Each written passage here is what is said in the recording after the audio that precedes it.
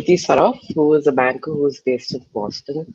So, Shruti, can you give us a brief synopsis of your career and your main motive for choosing such a career path? Certainly. So I've been in banking for almost 18 years now.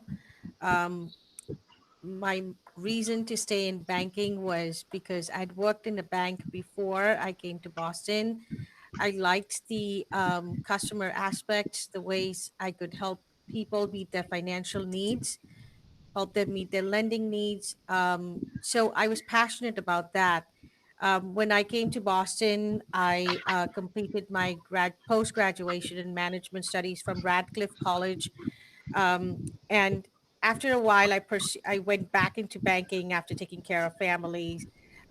After taking care of my family, I went back into banking. What particularly intrigues me about banking is the ability to help people meet their financial goals.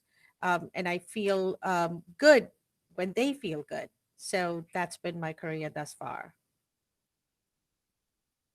All right. So, how do you feel that startups and technology would disrupt your line of work in the future? It would that's a very good question, and a question that we often discuss in most of our meetings when it comes to the future of banking.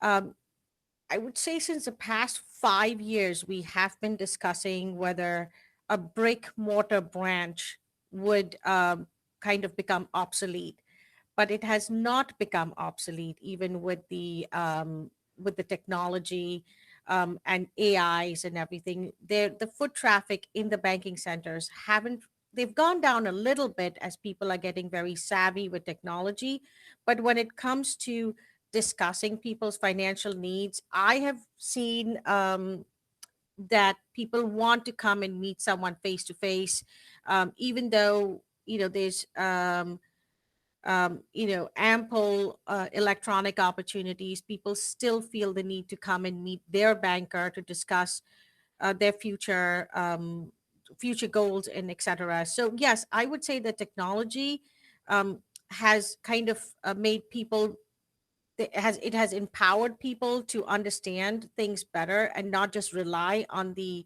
advice of the bankers.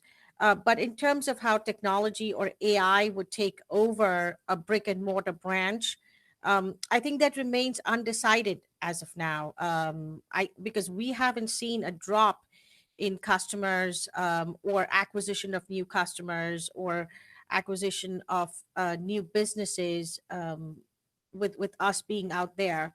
So while I feel like while technology is important, there are also a lot of risks with technology, and people are cognizant of that. So that still remains undecided, Johan, how technology would really seep into making a brick and mortar branch obsolete. All right. So, what do you say are the skills that are essential to become a successful banker? Yeah. I would say the number one skill are people skills. That is a number one skill. I think your ability to listen actively, to understand the clues and cues that people drop while they're talking to you, is important. Many times people don't know what they want, they just know that they want help. But as a banker, it is upon us to understand people's needs, even when they don't talk about it, to understand what their future would look like, because they are not able to articulate what they want many a time. So I would say the number one um, skill you need are people skills, your ability to think ahead, and to customize solutions for each customer. There is no one size fits all. You really need to be well rounded to be able to talk about whether it's investing or lending or planning for retirement. You need to be well rounded when you're having a conversation, but most importantly, you have to be able to put yourself in your customer's shoes. All right. So, what guidance do you have for a student who aims to be a banker or have a similar career in the future? I would say definitely education is paramount. You need to um, be able to understand banking. You need to be able to understand management because so so I manage a department that has a few people working under me. So you have to have the people skills to manage your own department. In banking, it's not just it depends. Banking is just so vast, Johan, that to just say you need a certain set of skills, again, it would not be a one size fits all. So if you are talking about retail banking, you definitely need management skills, some academic skills, but most importantly, you need to have a lot of patience and empathy. That's with retail banking. When it comes to investment banking, you need to get certified with all your certifications. In America, we have the FINRA certifications. So you need to get all your certifications to be a financial specialist in a bank. If it comes to lending, which is what I do, you need all your commercial lending certificates. You need to understand what a balance sheet looks like, which you can get, which you learn in college. If you are taking finance courses, you need to understand how to look at a balance sheet, how to interpret things. So, yeah, some education, but a lot of it is experience working under a mentor who will help guide you and help you learn the ropes.